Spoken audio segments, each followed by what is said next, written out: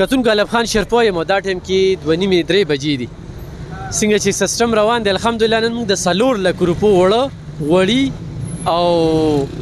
چینی وغیره وغیره اخیستي دي. دا خو صرف هسې یو سیمپل دی چې دا موږ په دې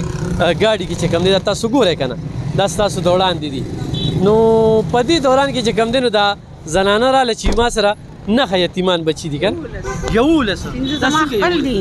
او 15 مې د زوی دي نو هغه له مور چا و خپل رور ولا مور ویشته ګټه وټه نه ګټه وټه نشته پلاس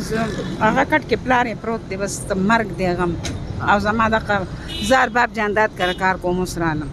خو نن یې هېڅ مال رانه کړه او مونږ کره قسم دی که ماښام هېڅ مې که دروغ وایي نو بېمانه به یې الله په سر ولا صحیح هېڅ هم نشته. کتونکو دا داسې د لارې خبره ده چې دا زنانه چې کومه ده دا دې ځای کې رالله او موږ ته دا خبره وکړله چې کور کې راکړه دومره پورې دغه دي یتیمان دي او وینه نه راله هېڅ هم رانه کړل. نو حمزه ډېره زیاته مننه کوم چې حمزه په وجه باندې نن موږ ته 4 لکو روپو سودا چې کومه ده هغه میلاو شوې ده او دا واله مور او دوا کوه ښه صحیح ده دوا کوه خلکو ته مسافرو ته کوم ځای کې د خدای پاک رزق لیکلی و په لار کې باندې دا ته میلاو شي ښه انشاءالله سلسله به روانې ډېره مننه خوشحاله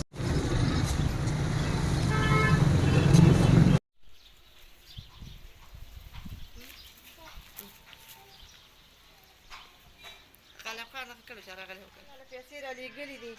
او خدای دې مسافر کامیاب کړي او روجو کې مې لار سره راغلی بله روجه کې مې لار سره رالیږلي دي او خدای دې ډېره ډېره خوشحاله کړي او مسافر دې ټول الله کامیاب کړي او خدای دې روغ لري او زموږ ډېر مدد کوي چا خبره زموږ هېڅ درک نه لګېږي موږ دا کور هم جوړ کړی خدای دې کامیاب کړي خدای دې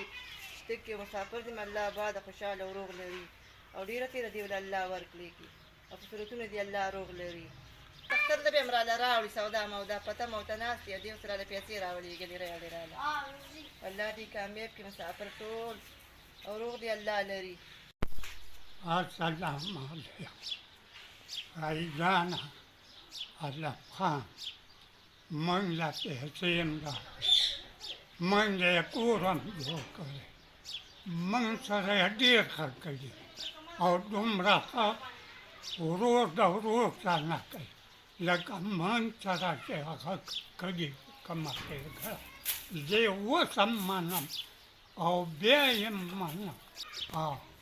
یعنې زما خدای مهر دی او ډېر نر سړی زموږ د غریب پاک ساتي خیال ساتي نو بس نور څوک چاله او کور نه ورکوي بس دغه خبرې دي او وسلام.